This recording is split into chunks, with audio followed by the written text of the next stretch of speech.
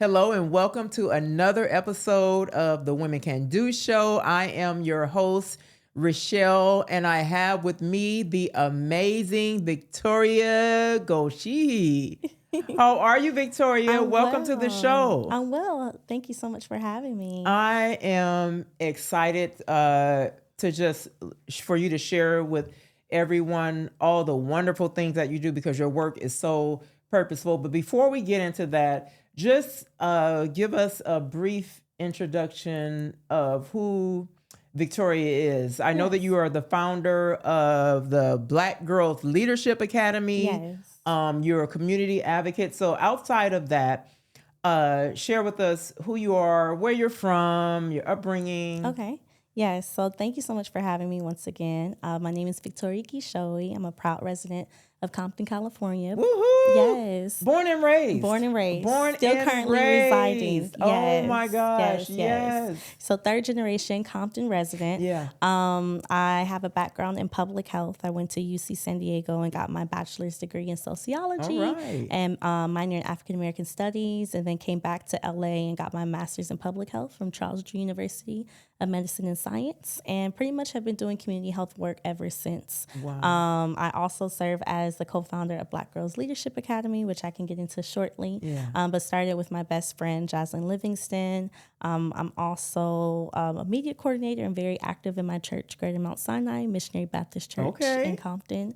And I am a proud member of Zeta Phi Beta Sorority Incorporated. All right. Yes. Wow. That was a lot. Yes. And a lot of good things. Thank okay. you. That was a lot of good things. And again, at the core, community. Yes. You know what I mean? Because it's your work is so purposeful. So let's get into it. Black Girls Leadership Academy. Yes, ma'am. How did that, what inspired you to start it? Yes. So my best friend Jocelyn and I, we met at UC San Diego and pretty much have became the best of friends. Jocelyn is also a proud resident of South Central Los Angeles and her upbringing. And in the middle of the pandemic, I was working and still currently working for a nonprofit called St. John's Community Health, where I was a community organizer. Jocelyn at the time was working as a national program director for the Youth and College Division with the NAACP. Mm-hmm. And in April 2020, we came together. We were at the beach, Manhattan Beach specifically, and just had like an attitude of gratitude for all the amazing Black women who came before us. Outside of like our moms, our aunties, our everyone in our family, we really were just appreciative of the Black women who we met at UCSD and the Black women who we were currently working with. Yeah. At the same time, still seeing like some of the gaps that some of our younger nieces, our godchildren, some of our mentees who were facing in the pandemic, and wanting to be able to connect them with the other amazing Black women, whether they were cosmetologists or marine biologists, right? Yeah. So we had a global and national mission, outside of just being in our center hub of LA, wanting to make a difference. So we crafted BGLA, where we provide mentorship to young Black girls age 11 through 24 years old nationwide, virtually. Wow. And we focus on their personal development. So knowing that no matter what age that you are in, that you can grow and learn from someone. Yeah. Their cultural identity. So we pride ourselves in being Black women, African women, Caribbean women. I am Kenyan, hence my last name. So on my dad's side. And then global characters. So knowing that, the pandemic brought us closer to other countries more than ever, and figuring out like how we show up in the world. So that's BGLA for short. Wow. So I love that you mentioned how you had women, right? Who you both had women who poured into you. Yes. And so when you saw a need for other girls that maybe didn't have that need, that you decided to do that, because that's the same with the same thing with me. Like I had a village, right? I always share with people. I had a village, and so when I kind of realized my purpose, which is to empower and inspire girls and women, right? Yes. That was how I came about. That was how, because I had always had a passion for that, but didn't realize that was my purpose. Right. And so that's when I started the whole I Can Do organization. Yes. But again, it was because I had that, and I saw girls that didn't have that. So it's like, okay, we are obligated, right? Yes. To help bring them forward. Yeah, it's our duty. It's our duty to do that. Absolutely. That is so, and I love that it started during the pandemic, because I Can Do was launched during the pandemic. I read. I love to hear the pandemic baby stories. I love it. I love it. Yes. And I think at the time we were still working, and I was doing COVID testing. Jazzy was helping college students and high school students figure out this like digital age. And, the times where I would be driving up and down from Pacoima to LA to the ports of LA, and still like having some time to, to connect with my girl and be like, okay, this is what we want to do. This is how we're going to do it. We're taking a leap of faith. We don't know what this could bring, but ultimately, like, we have the duty and mission to want to be able to help young girls, because most times young Black girls specifically, they fall through the cracks, for sure. And wanting to kind of prevent and take an extra step of approach where it's like, okay, we can't stay on the sidelines too long. We got to like just go into the game. And if this is the game, we're going to do it. Okay, then. So I was a little scared when she first told me. I was just like, I don't know what we're going to do. Jazz, like, we're both working professional women, but we have a vast network of women who would want to be able to come and support, so that's just tap kind of into the origins. Those resources. Yes, tapping absolutely. into those. Yes. And that's a good thing, like that you have those women who are willing to say, hey, you know what? I want in on this too. I want to, be able to pour into these young girls. I think that is amazing. Thank you. Yeah. So I read that you have set 3 core ways to achieve your mission, and it's by access, enrichment, and opportunity. So speak to that. Yeah, so providing access, meaning that most of the young ladies, they either have like someone who's in their corner, but also most ladies don't have someone who can like pour into them. Some of our mentees, they do come from single parent households, and even oftentimes father households, where it is led by their father, grandfather, uncle, etc. So to be able to have that access to another amazing professional Black woman who is in their particular industry or interest of choice, or just resides in the same geographic location, right? So be able to provide that access. I know you mentioned also enrichment. So with our age population, it is from 11 through 24 years old, and knowing different conversations and topics of, let's say, financial literacy. Anyone can learn at any age, right? Yeah. But relationships, it could be different from an 11-year-old, maybe 6th grader or 7th grader, in comparison to like a 17-year-old young lady who's about to graduate from high school, or a 24-year-old young lady who is graduating college or directly working into the industry. Relationships may look completely different, So wanting to be able to have tangible conversations and topics around financial literacy, around college preparation, around health and wellness, and what that means to like have self-care, and even set boundaries for yourself. Like what boundary setting could be from an 11-year-old can be transparent and translucent to a 25-year-old, to my age, 32 years old, So yes. Wow.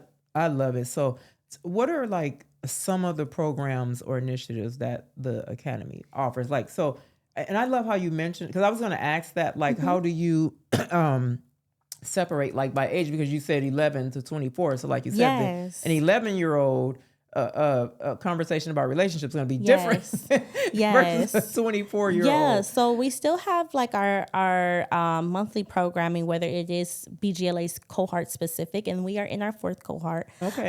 And or we have community programming. So sometimes we do often break up the age groups in breakout rooms, but also kind of like have it mixed where we have mentors or some of the other community members involved. So that's one aspect. We have monthly programming ranging from various topics. One of our largest programs is our Elevate Summit, and Elevate stands for empowering leaders, enhancing values, and teaching excellence. Ooh. And it's a 3rd annual virtual summit that is taking place on next month, October the 20th through the 24th. Via Zoom, so it's completely free. It's completely free, and we'd love to maybe have you as a potential guest speaker as well. Absolutely, I'm there. Yes. So every day, that particular program is an opportunity to focus on various different topics every day. So the first day is about health and wellness. The second day is about financial empowerment. The third day is about professional development. The fourth day is about college preparation and career access. And then we end our Friday with a legacy panel of amazing, dynamic Black women ranging from different industries of music, of the arts, of business, of education, of healthcare, of policy. So that's like pretty much, and being able to have a wide arrangement of like just amazing Black women, amazing Black girls.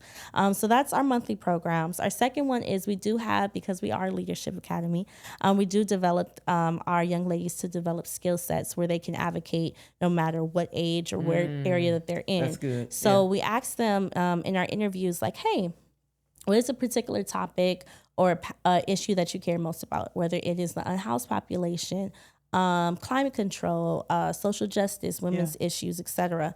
And we asked them, if you were able to have funds to bring awareness about this particular issue, let's say we're in LA, the unhoused, if you were provided funding, how would you be able to bring more awareness in your community, whether it is hosting a campaign, whether it is putting on an event, putting on a TikTok video, etc.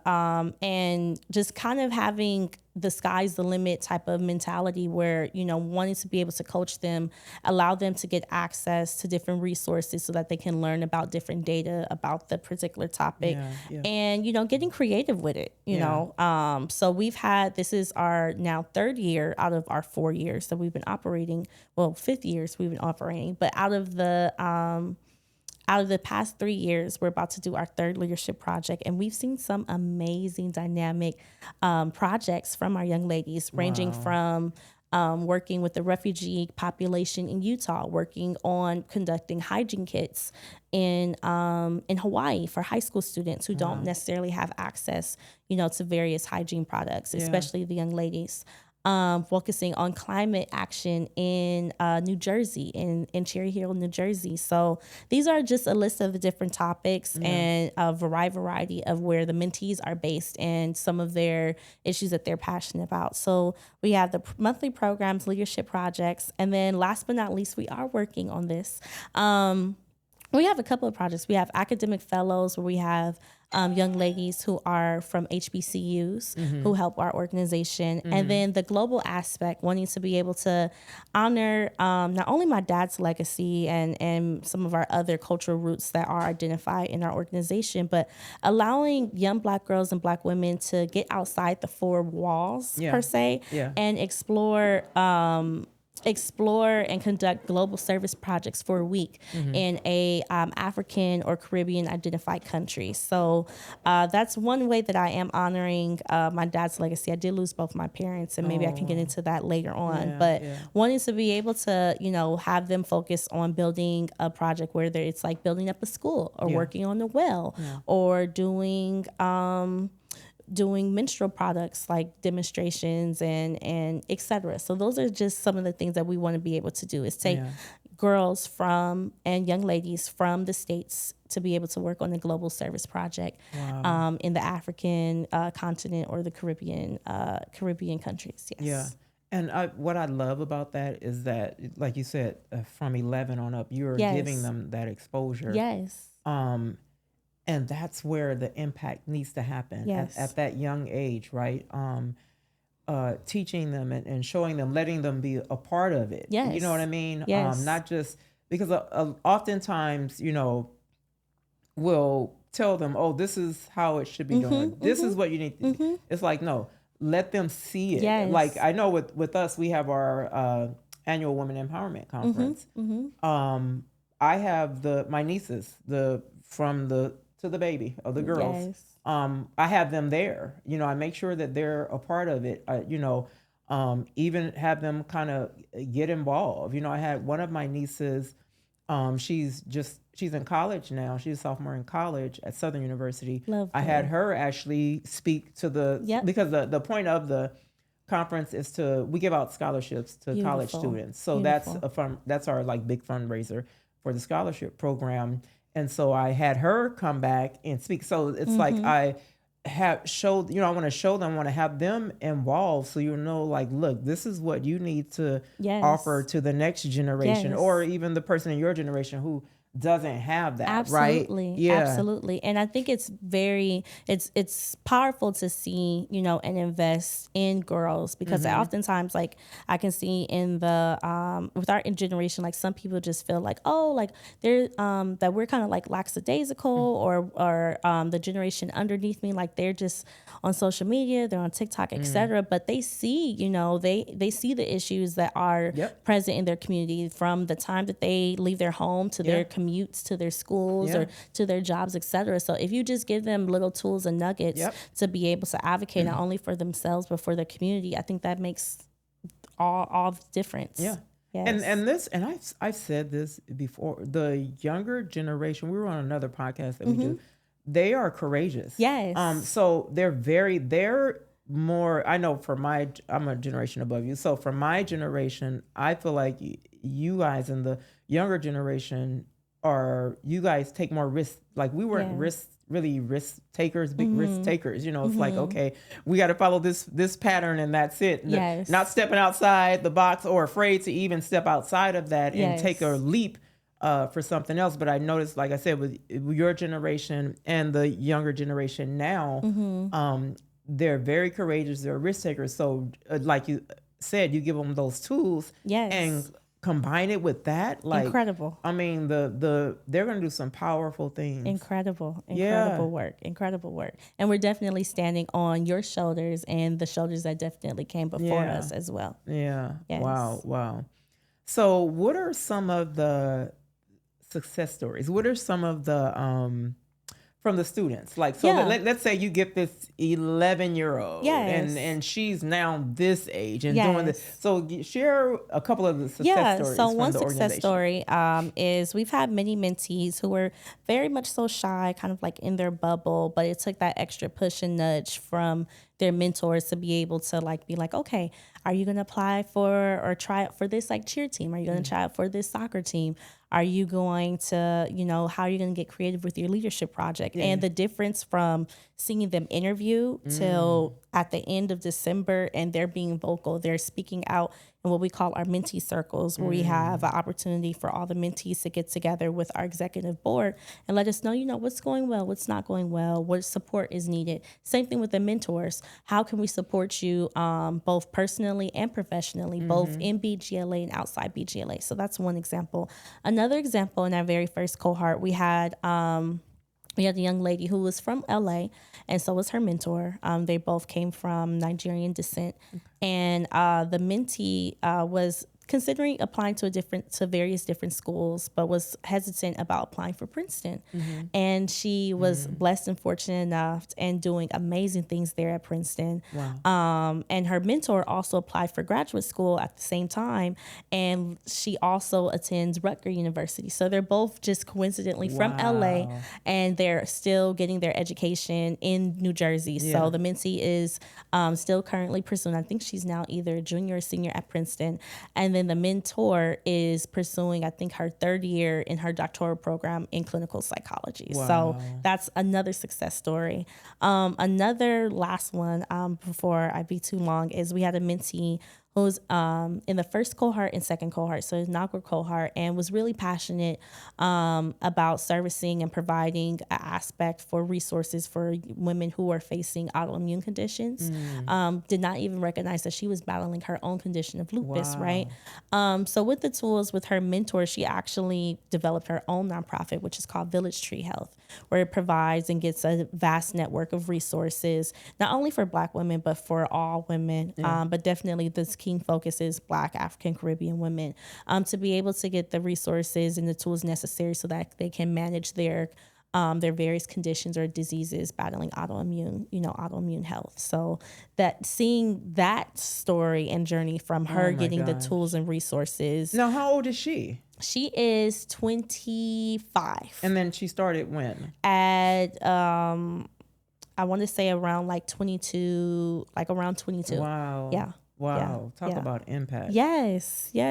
And we're still trying to make impact. I think one of the goals that I would love to be able to have for BGLA is to be able to provide scholarships, like how you do with CANDO, to be able to have paid opportunities and get funding to hire paid full-time staff, part-time staff, so that we can put some money back in Black women's pockets. I think we've heard the statistics this year that there's currently 300,000 unemployed Black women still to this day, September 2025, right? Wow. So if there could be an opportunity to get more funders or sponsors, like that's something that our executive team and our executive board is working on to be able to have and amplify that. Yes. That was one of the questions I was going to ask. Yes. What are the challenges with that? Because I know when it's women-owned organizations, it's harder, they're challenged. So what are some of the challenges you face with that? One of the challenges that we spoke about in our retreat, our executive board, was, just considering our political climate. And earlier in the year, we were like, oh, people were asking, oh, are you going to change your name? Are you going to change your name? And me and my co-founder, we were very much standing like, absolutely not. Like, I don't think that we should kind of strip ourselves from the thing that makes us, strip ourselves from what makes our mentors, our mentees. And the first thing that people do see, yes, I'm a woman, but I'm a Black woman. Yes, I'm a woman, but I'm a Kenyan woman, know? And so that's one stance that we took upon and still trying to face and dealing with. The second stance is, considering we are a nationwide organization, we would love to be able to, if God's willing, we'd love to be able to have in-person chapters, because we know that most funders, they want to focus on a particular geographic location versus, we have a BGLA chapter in LA. Okay, we can do more work in LA. We're going to have a BGLA chapter in South Florida, being able to do a chapter in South Florida and get funders there. Being able to have a BGLA chapter maybe in Nebraska and find and locate all the amazing Black women in that particular state. So that's one thing that we're finding a challenge with, is like, what are some organizations that can fund us with our nationwide work and network versus having in-person chapters, which we would love to be able to have. Because considering we are mainly virtual, outside we do require our mentors and mentees to meet twice a month. If they are under the age of 18, of course, having their parent or guardian involved in the conversations. But most of the conversations are conducted and their touch points are conducted virtually unless they meet up in person. And we've had success stories. So we've had mentees, particularly here in LA, meet up and go across the street when it was held at the Black College Expo, for instance. So we had like a meetup there. Wow. So what are like the gaps or challenges do you notice in the community that inspired you to create the Black Girls? You know what I mean? What was it like? What were some of the things that you noticed, like, you know what, we need to do this for Black girls? So I do take this organization very seriously as like an ode and honor to my mom's legacy. So my mom was an educator. She was a principal, a youth minister, and everything to everybody. And she was also my principal as well. So when we lost her back in 2020, right when I graduated, it was a shock. It was devastating. It was, I don't know how God honestly has sustained me and my brother, but we have been sustained. And in the pandemic, I was like just really reminiscing over my parents' legacy, but also still running into some of her students, running into some of our former church members, and was seeing like them just kind of light up and sometimes cry in front of my face, just thinking about like my mom's legacy, and wanting to be able to take that little extra step and put a nudge, not only because my mom touched everyone regardless of like their race, but wanting to take that extra step and just seeing some of the gaps of like where I can support my younger, the younger girls in my church, where I can support my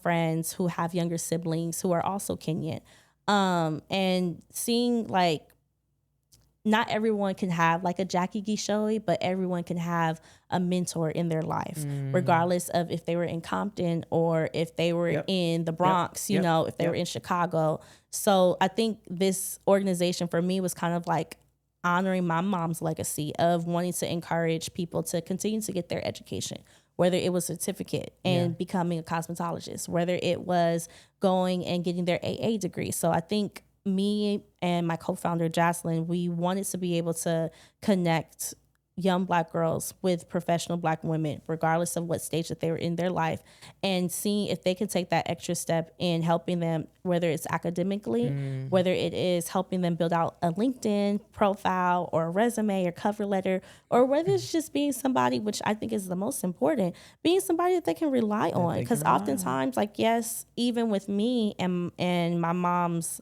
legacy, my mom was busy all the time. So I did have to rely on her assistant. I did have to rely on the ladies at church. You know, when mom was busy and I could still call on mom, these are the ladies that my mom entrusted, where it's like, okay, if I can't get in contact with Vicky, I want Vicky to feel free and comfortable enough to have conversations and have trust built with this person, with this person, with this person. So that's exactly what happened. And I didn't realize I was getting mentors at the age of 15 when my mom was busy. You don't really, I didn't realize it because I'm like, okay, mom, she's having parent teacher conferences and she's working on this and that. Like, mom is busy and I don't feel like talking to dad, or dad, like, he may not understand like this. So I'm going to call this person. I'm going to call this person. I'm going to call this person. I'm going to call my auntie. I'm going to call my godmom. So in a sense, in a way, I'm just kind of keeping the same cycle, but magnifying it, not only just in Compton, That's South beautiful. Central, LA, Inglewood, Long Beach, but taking an extra step and taking that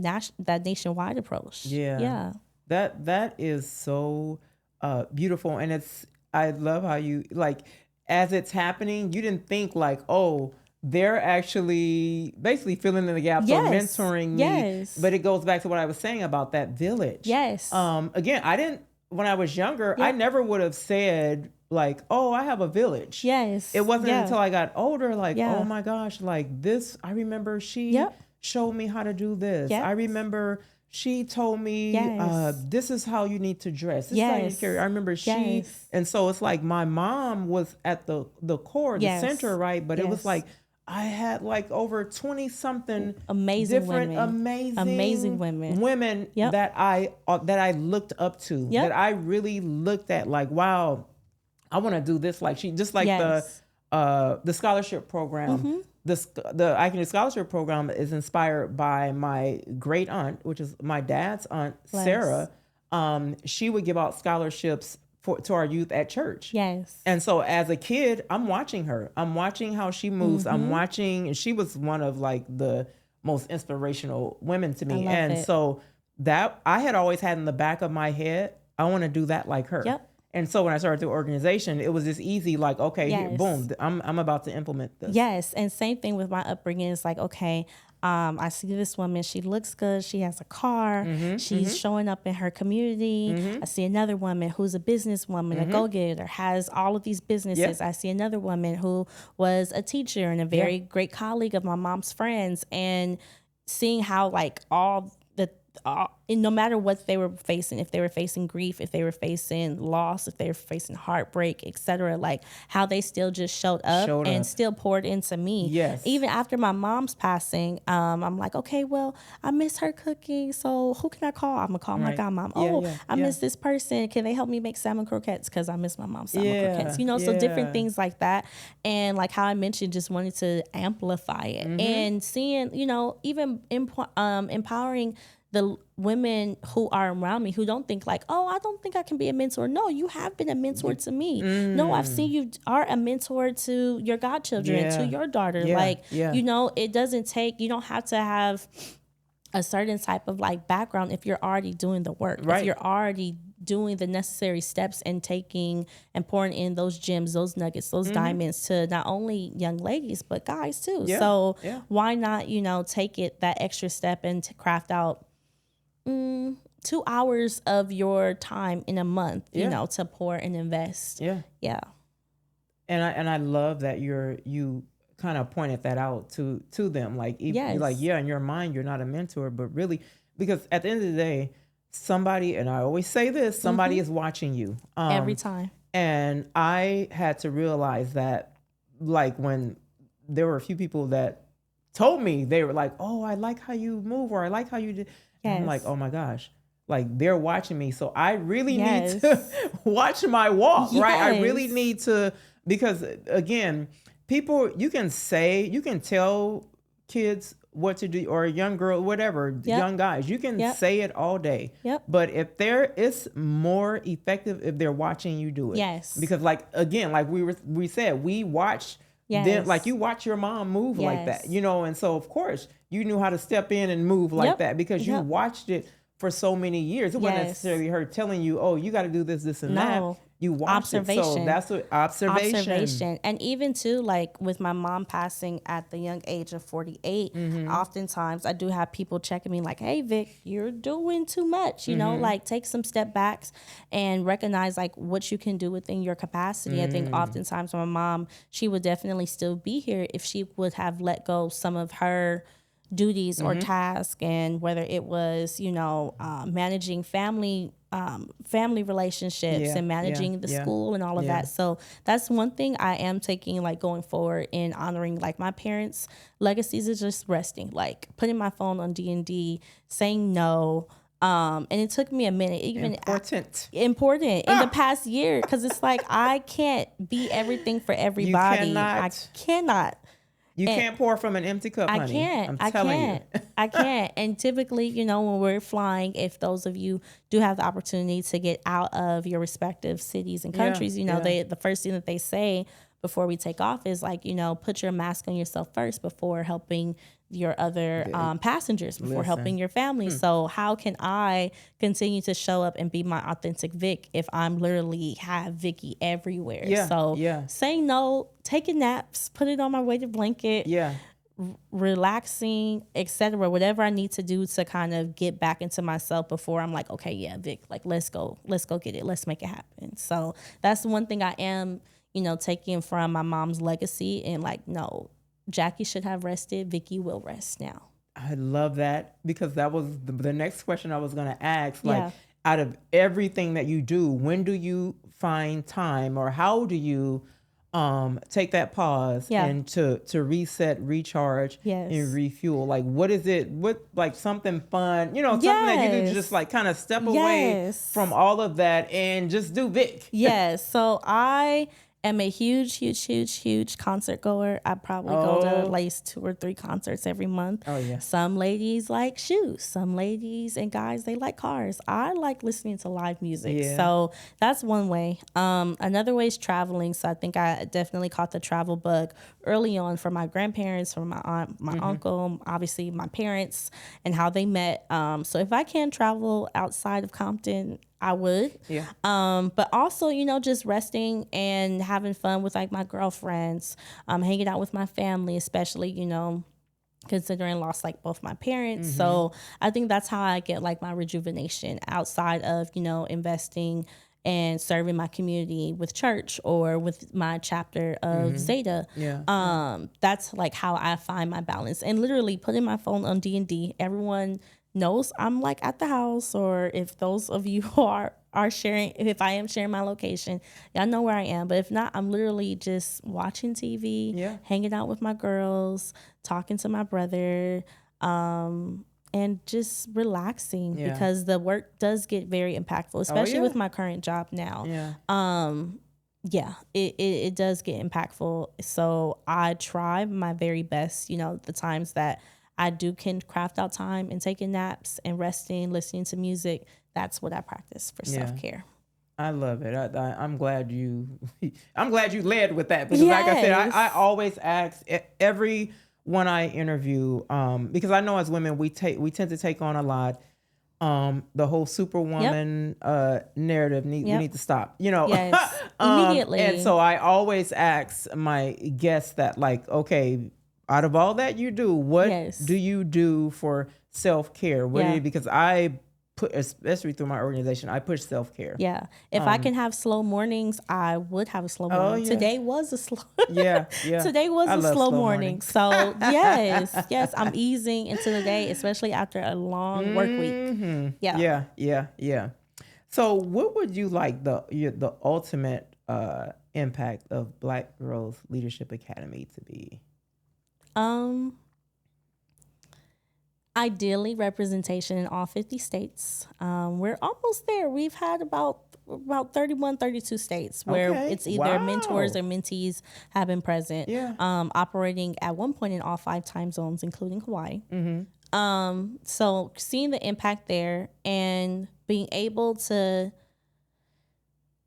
just have a Black girl or young Black woman know that they have somebody like rooting in their corner, regardless of where they are, regardless of their financial means, regardless of whatever educational journey that they're taking, like knowing that the sky is the limit of their dreams, of their hopes, their passions, their wants, their needs, their desires. And if they get in contact with BGLA, we are determined to kind of helping them see that through. Not necessarily giving them like making and ensuring that, everything is going to be okay, which we want it to be. But if we give you the tools, the confidence of wanting to be able to see your dreams fulfilled, your passions, getting your voices heard, whether you are attending your university or talking about cleaning up the trash at your school. How can we equip you, to make sure that you feel confident enough to speak your voice? I think that is worth all the while. But not only that, and taking an extra step and making an impact, across other African and Caribbean countries as well, of inspiring them, globally. Of seeing like, even though people, and I tell like my younger cousins back home in Kenya all the time, like, y'all see LA, but LA's not all like what it's made to be. I always tell people that.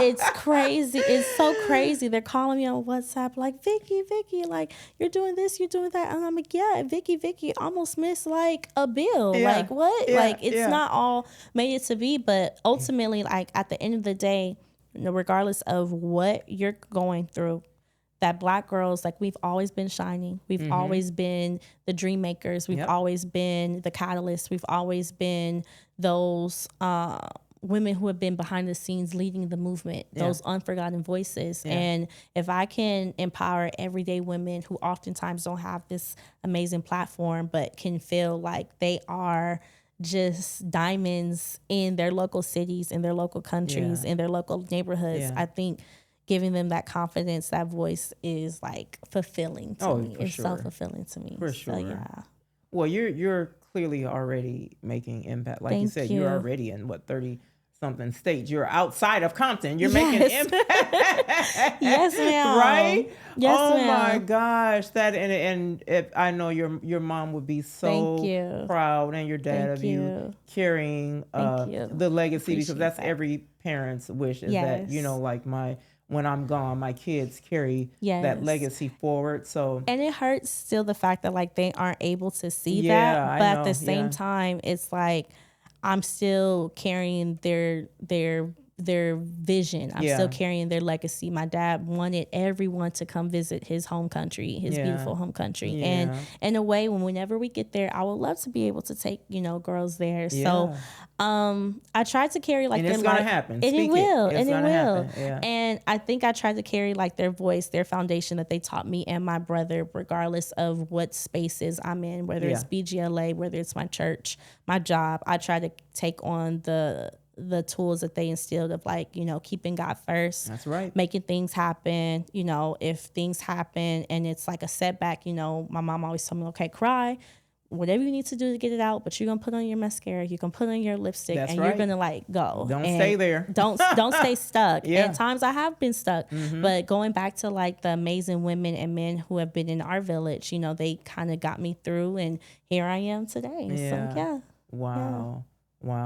So what do you guys, you mentioned something that you have coming up. Yes. So share with us. So once again, we are Black Girls Leadership Academy, and we are hosting our 3rd annual Elevate Summit, in which Elevate once again stands for empowering leaders, enhancing values, and teaching excellence. It is a virtual summit taking place on next month, October 20th through the 24th via Zoom.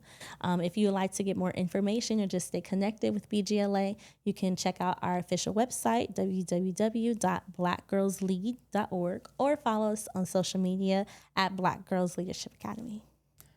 Well, I want to thank you so much Thank you for coming on to the show.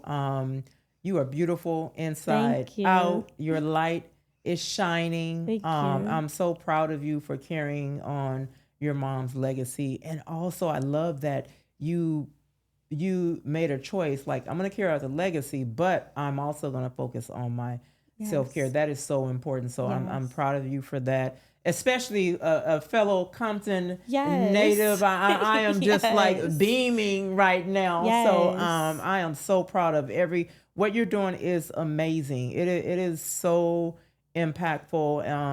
And I can't wait to lend a hand. I can't wait to definitely get involved. Thank you so much with the organization for sure, because that's my heart, Yes. So yeah. Thank you so much. And just I even want to also give you your flowers and recognition where it's due to. Like, oftentimes I'm sure that there's times where you have been very tired of doing the work, but the fact that you are amplifying women's voices who deserve to be amplified, like, I do hope that God does return many blessings upon you as well. Thank you so much.